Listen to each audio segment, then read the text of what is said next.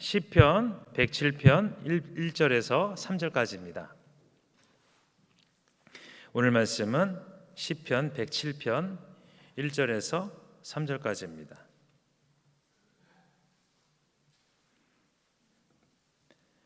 네, 오늘 말씀은 시편 107편 1절에서 3절까지입니다.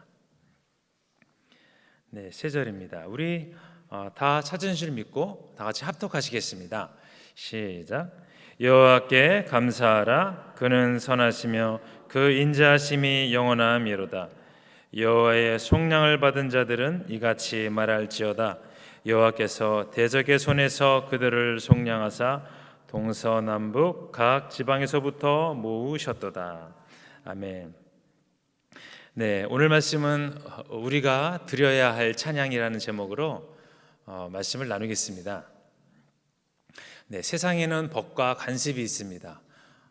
법 같은 경우에 우리가 지키지 않으면 이제 벌을 받고 그렇죠. 근데 관습은 그렇지 않습니다. 이 관습을 어겨도 벌이 있는 것은 아닙니다. 그런데 문제는 이제 관습을 지키지 않으면 사람들 앞에서 이제 인정받지 못하고 그리고 문화인이라는 그런 말을 듣지 못하죠. 하나님은 우리에게 영광 받으시기 원하시고 또 영광을 돌려라 이렇게 말씀하셨습니다. 그런데 그 중심에 무엇을 담고 영광을 돌리는지는 굉장히 참 중요한 문제입니다. 그것을 관습처럼 이제 신경 안 쓸 수도 있지만 그렇지 않습니다. 영광 중에 우리가 하는 것이 중요한 것이 무엇일까요? 그 중에 하나가 찬양이 아닐까 생각합니다. 자, 그러면 우리가 드리는 찬양은 어떠해야 할까요? 오늘 본문을 통해 두 가지를 말씀드리려고 합니다. 네, 첫 번째는 하나님과 나를 아는 찬양이어야 합니다. 자, 오늘 1절에서 보니까 첫 번째가 어떻게 나오냐면 여호와께 감사하라 이렇게 말이 나옵니다. 네, 결국 감사로 찬양하라 이것인데요. 왜냐하면 그는 선하시며 인자하시고 그 인자하심이 영원 무궁하시기 때문이다 이렇게 말씀합니다. 참 그분의 선하심은 크고 영원합니다. 누구도 이 사실을 부인하지 않을 것입니다. 그 하나님의 인자와 선하심은 이스라엘 조상들과 그 시내산에서 맺은 언약, 당시의 그 성품, 그때 성품을 우리가 알 수 있습니다. 인자와 선하심으로 백성들을 이끄셨죠. 이어서 본문의 그 여호와의 구속받은 자들은 이렇게 하자 이렇게 말하고 있습니다. 바로 뭐냐면 우리가 대적의 손에서 구원받은 일이라는 것입니다. 시인은 그러면서 하나님이 이스라엘 백성을 이집트에서 구원한 것처럼 또 바벨론의 포로에서 구원하신 것을 우리가 말로 표현하자, 기쁨으로 표현하자, 이것을 오늘 본문에서 이야기하고 있습니다. 그러면서 시인은 또 구속자 여호와의 그 행적을 찬양하는데요. 참 그것은 크고 웅장하고 대단했다 이렇게 말을 하고 있으면서 그러면서 또 32절까지 계속 하나님을 찬양하는 그것이 나오는데요. 참 그 백성들은 어땠습니까? 광야에서 힘들고 목마르고 무기력감에 지쳤습니다. 그런데 4절에서 5절을 보겠습니다. 제가 읽겠습니다. 그들이 광야 사막길에서 방황하며 거주할 성읍을 찾지 못하고 줄이고 목이 말라 그들의 영혼이 그들 안에서 피곤하였도다. 예, 그들의 삶이 그 약속의 땅으로 돌아오는 길이면서 또 포로의 땅에서 돌아오는 아주 극적인 장면을 이제 표현하고 있습니다. 그러면서 극단적인 어려움을 오늘 표현하고 있는데요. 그러나 하나님은 어떠신 분입니까? 바로 우리를 그냥 내버려 두시는 분이 아니십니다. 6절에 보니까요. 그들이 고통에서 건지시고 또 바른 길로 인도하셨다 말씀합니다. 결국 우리들은 그 두려움을 물리쳐 주시는 하나님과 부르짖음에 응답하시는 하나님을 결국 만나는 것입니다. 그리고 그분을 찬양하는 것입니다. 결국엔 하나님은 우리 이스라엘 백성을 고든 길, 좋은 길, 거주할 만한 길로 또 놀라운 좋은 성읍으로 인도하셨습니다. 결국 이제 그 닦여진 길로 딱 들어가서 원상태로 되돌아온 거죠. 이제 사람들과 다시 어울리고 기쁨으로 살게 그렇게 만들어 주셨는데요. 오늘 그 시인은 8절에서 그 하나님의 행하시는 기적을 찬양하자 이야기합니다. 그래서 뭐 우리 이스라엘 민족만 찬양하는 것이 아니라 모든 민족이 찬양해야 된다, 이것을 이야기하고 있습니다. 근데 더 구체적인 이유가 있습니다. 아시겠죠? 9절에 나와 있는데요. 결국은 목마른 영혼을 만족하게 하시고 굶주린 영혼에게 만족을 주시기 때문입니다. 허기와 목마름, 그리고 몸과 영혼의 갈증을 모두 해결해 주신 분이 하나님이십니다. 그래서 그것을 이제 우리가 찬양하자는 것인데요. 결국 그 하나님을 바로 알고 또 하나님이 생각하시는 내가 또 내 자신이 누구인지 알고 찬양하는 것은 그 영혼 깊은 곳에서의 찬양입니다. 그냥 하는 찬양이 아니죠. 그래서 하나님을 이제 우리가 바로 알아야 됩니다. 뭐 나를 위험하게 하시는 하나님이 아니라 오히려 나를 인도하시고 좋은 곳으로 인도하시는 분이 바로 하나님이시라는 것입니다. 사실 내가 나를 잘 모릅니다. 나를 잘 아시는 분은 바로 하나님이십니다. 내가 오늘 하루를 그냥 살아가는 것 같지만 하나님이 인도하심 아래 오늘도 편안히 숨을 쉬고 이렇게 지내게 하시는 하나님께 온전한 찬양을 드리는 것인데요. 거기에 나를 아는 것은 그것 못지않게 중요합니다. 내가 부모님에게 귀한 사람인 것처럼 하나님 앞에서도 정말 귀하게 여김을 받는 그런 존재라는 것을 알고 찬양을 하는 것은 다른 찬양이죠. 그리고 온전한 찬양을 이제 드리는 것입니다. 성도님들 그 가요 부르십니까? 네, 가요 뭐 한두 곡 부를 수 있죠. 가끔 가다가. 네, 우리가 가요나 음악을 부를 때도 그냥 부르는 것이 아니지 않습니까? 박자를 맞추고 감정을 살리고 또 음정을 맞춰서 우리가 노래를 부를 때가 많죠. 그런데 그분을 높이는 것은 어떻겠습니까? 우리의 중심이 어떠한가는 그래서 참으로 중요합니다. 중심을 보시죠. 하나님을 알고 부르는 것입니다. 또 찬양은 받으시는 분이 있다는 것을 우리가 알고 있지 않습니까?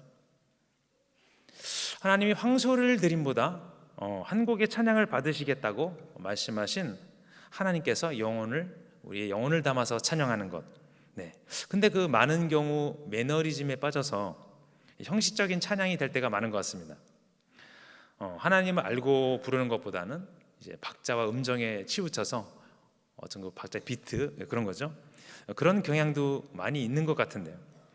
뭐 그것이 나쁘다고 할 수는 없지만 하나님이 우리에게 원하시는 100% 원하시는 찬양은 아닐 것입니다. 자, 하나님께 찬양 드린다는 것 특권입니다. 이 권리를 이제 포기할 수 없습니다. 어떻게 하나님을 잘 알고 또 하나님에 대한 나를 잘 알까요? 많은 사람들이 노래를 부를 때 가수의 이름을 기억합니다. 자기가 좋아하는 노래 가수들은 더 잘 기억하죠. 그렇습니다. 찬양도 하나님을 더 알아야 우리의 찬양이 가슴에 더 다가옵니다. 그분이 하신 일을 묵상하고 또 그분의 생각을 우리가 묵상하는 것입니다. 그의 하신 일을 그리고 그분의 생각을 우리가 믿음으로 받으시기 바랍니다. 도마가 믿지를 못했습니다. 그러나 예수님의 못자국을 만져보고야 믿었죠. 그것이 꼭 나쁘다, 사실 이렇게 이야기할 수는 없습니다. 왜냐하면 도마도 그것을 통해서 믿음의 사도가 되었기 때문입니다. 우리도 그래서 믿음에 서야 됩니다. 성경 그리고 하나님의 믿음으로 하나님을 믿음으로 받아들이는 그 눈으로 우리가 찬양을 불러야 될 줄 믿습니다. 네, 두 번째인데요. 우리의 찬양은 어떻게 되어야 할까요? 바로 진실로 회개하여 해방된 자의 찬양이 되어야 합니다. 오늘 시인은 10절에서 인생의 그 본질을 이야기하는데요. 즉 인생은 사망의 그늘에 앉으며 곤고와 쇠사슬에 매인다, 이렇게 말하고 있습니다. 사실 인류 전체가 그 흑암의 고통과 치유를 잃고 속박당한 채 포로로 살고 있는 것은 아니지만, 그런데 누군가는 왜 이 깊은 어둠 속에서 아직도 포로처럼 사는가, 이것을 이제 이유를 말하고 있습니다. 근데 그 답이 11절에 나와 있습니다. 무엇입니까? 하나님의 말씀을 거역하며 지존자의 뜻을 멸시함이라 라고 말합니다. 네, 그 거역한다는 것은 이제 그 반역과 고집스러움을 이제 말하는 것인데요. 결국 하나님께 반역하는 자는 결국 하나님의 은을 경멸하고 멸시한다는 것입니다. 네, 그 결과 이제 지존자는 그들에게 고통을 주어 그들의 마음을 겸손하게 하고 또 이끄시죠. 그러나 그들은 이제 결국 쓰러져도 도울 자가 없다는 것을 12절에서 이야기하고 있습니다. 그러나 하나님은 또 어떠신 분입니까? 바로 기도에 응답하시고 어려움을 해결하시는 분이 바로 하나님이십니다. 그래서 시인은 또 이야기합니다. 하나님의 인자하심과 그 인류에게 베푸신 그 여호와의 놀라운 구원, 꼭 그 기적을 찬양을 하자, 이렇게 오늘 이야기하고 있습니다. 또 감사하자, 이것을 이야기하고 있는데요. 16절에 그 이해가 또 나옵니다. 그가 논문을 깨뜨리시며 쇠빗장을 꺾으셨기 때문입니다. 아멘. 네, 다 허무셨습니다. 그것이 논문이건 쇠빗장이건 청동문이건 다 해결해 주셨다는 것입니다. 하나님밖에 없다는 것을 이 시인이 깨달은 것이죠. 네, 더 그 구체적인 것은 무엇일까요? 바로 그 가장 크고 무거운 쇠빗장, 청동문을 부수고 감옥 같은 그 암흑에서, 포로의 삶에서 내버려 두지 아니하시고 우리들을 끄집어내셔서 새로운 곳, 새로운 장소로 우리들을 인도하셨다는 것입니다. 그러니 그의 인자하심과 사랑, 언약으로 맺어진 사랑이죠. 감사와 찬양을 우리가 이제 계속 드리는 것입니다. 또 드릴 수밖에 없겠지요. 네, 단순한 것은 참 사람이 하여도 큰 것은 우리가 못합니다. 하나님이 하셔야 되는데요. 우리는 한계가 있습니다. 사람의 힘은 미약해서 하나님의 일에 견줄 수 없죠. 그래서 하나님은 우리들에게 절대적인 그 존재가 되셨습니다. 단지 조건은 우리가 하나님 앞에 겸비하고 하나님을 기뻐하며 그런 존재가 되었을 때의 경우인데요. 오늘도 하나님은 기적을 보여주시고 또 보여주셨습니다. 기적은 사람이 생각은 하지만 참 실행할 수 없는 것 아니겠습니까? 그래서 절대적인 존재는 하나님이신데요. 그 홍해 앞에 발을 동동 구르던 그 백성들은 그 하나님이 하시는 일로 모두 목숨을 건졌습니다. 또 바벨론에게 항복하여 순종한 자들은 70년이 걸렸지만 그 후손들은 하나님의 은혜를 맛보고 예전의 생활로 다시 되돌아왔다는 것입니다. 다시 이제 원복된 거죠. 하나님의 치유하심으로, 회복하심으로. 우리는 하나님의 은혜를 맛보고 또 그를 높이기 원합니다. 사실 하나님의 사랑 안에서 하나량 없는 교통이 있기를 우리가 원하고 또 우리가 계속 바라야 되는데요. 우리 믿음의 사람은 은혜를 외면하는 자가 아닙니다. 사실 우리가 오히려 보통 사람들보다 더 열정이 있습니다. 그러나 그러기 전에 작업이 필요하죠. 어떤 작업일까요? 바로 우리를 다듬는 작업입니다. 그리고 하나님은 그 상태에서 우리의 찬양을 받으시죠. 또 우리의 찬양을 그 자리에서 흠양하십니다. 조금 전 제가 황소 한 마리를 좋아하시는 분이 하나님이 아니시다, 이렇게 말씀을 드렸습니다. 이 모든 것을 내려놓고 찬양하는 것인데요. 13절을 보겠습니다. 이에 그들이 그 환난 중에 여호와께 부르짖음에 그들의 고통에서 구원하시되. 아멘. 네, 우리가 부르짖는 것입니다. 회개하는 것입니다.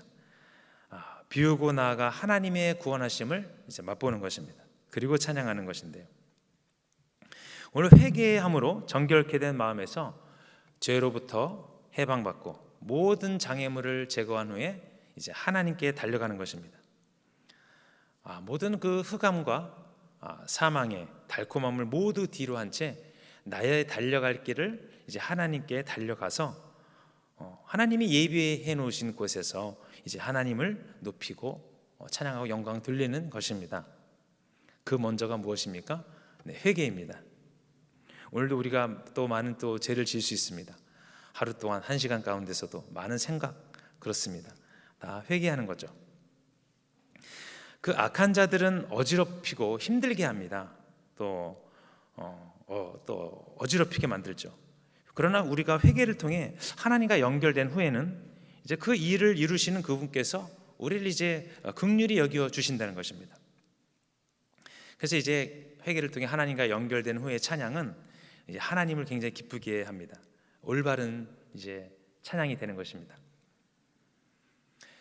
네, 그 교회 옆에 올바른 병원이라고 있지 않습니까? 아시죠? 가보신 분 계실 텐데요. 네, 그 보니까 간판이 걸려 있었습니다. 올바른 서울병원. 네, 그걸 보면서 올바르게 진료하고 또 올바르게 진료하고 깨끗하게 진료할 자신이 있으니 저렇게 간판을 내 걸었겠구나, 이런 생각을 해보았습니다. 그렇겠죠. 그렇습니다. 우리도 올바른 찬양을 간판을 내건 것처럼 하는 것입니다. 자신 있게 하는 것이죠.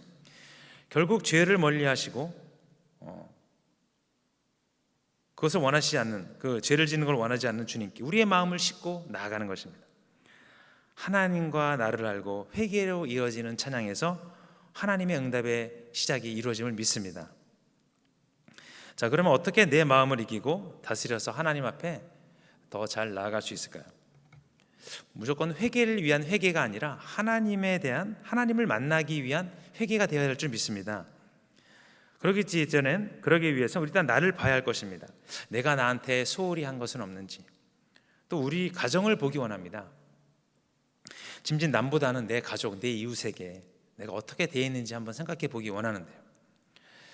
사실 남을 대할 때나 가족을 대할 때 이제 틀리게 대한다면 사실 이것은 올바른 것은 아닙니다. 가족이나 남이나 똑같은 그렇게 대해야 되는 것인데, 우리의 회개는 내가 나에게 한 것에부터 시작해서 남에게부터가 아니라 이 내 가족에게서부터 시작돼야 할 줄 믿습니다. 사실 그래서 등잔 밑이 어두운 것이 사실인데요, 우리가 이것을 잘 해결할 수 있다면 하나님 앞에 또 회개는 더 새로운 것이 될 것이고, 우리의 찬양은 또 더 깊은 하나님께 올려지는 찬양이 될 줄 믿습니다. 네, 결론입니다. 오늘 우리의 찬양이 어떠해야 될까? 두 가지를 말씀드렸습니다. 첫째는 하나님을 알고 나를 안 후에 찬양이 되어야 하고, 둘째는 회개를 통하여 해방된 자의 찬양이 되어야 합니다. 그래서 결국 믿음을 가진 후에 우리의 마음을 비우고 주님께 나아가는 것입니다. 오늘 그 자리에서 소망이 넘쳐날 줄 믿습니다. 오늘도 승리하시고 주님께서 머무시는 저와 여러분 되시기를 예수님 이름으로 축복합니다. 우리 기도하시겠습니다. 하나님 감사합니다. 오늘 우리가 드려야 할 찬양이라는 제목으로 말씀을 나누었습니다. 하나님, 한 마리의 황소보다 우리의 중심이 있는 찬양을 원하신다 하셨습니다. 낮아진 심령과 깨끗한 심령으로 하나님만을 바라보고 하는 찬양이 되기 원합니다. 우리에게 입술을 주시고 찬양할 성대를 주시고, 하나님 아버지, 우리에게 아버지 찬양의 곡조를 허락하여 주심을 감사합니다. 그 곡조가 진실된 찬양임을 믿습니다. 우리가 한마디 기도와 또 한마디 예배도 좋지만 아버지, 그 정말 진실한 찬양 한마디가 하나님의 마음을 움직여서 회복되고 은혜받고 하나님께 더 가까워지는 귀한 시간 되기 원하오니, 오늘도 우리의 찬양이 끊어지지 않는 귀한 성도님들 되게 하시고, 아버지 찬양이 끊어지지 않는 영혼이 되게 하시며, 찬양이 끊어지지 않는 우리 성도님 되실 수 있도록 주께서 붙들어 주시고 함께하여 주시옵소서. 또 특별히 아버지, 이 시간 귀한 선물 드린 손길을 기억하여 주셔서 하나님의 놀라운 은혜와 영광이 넘쳐날 수 있도록 도와주시옵소서. 하나님 나라가 이루어집니다. 하나님 나라가 건설됩니다. 주님의 역사가 나타나게 하시고 귀한 곳에 쓰임받는 귀한 선물 될 수 있도록 도와주시옵소서. 모든 영광을 주께 돌립니다. 예수님 이름으로 기도드립니다.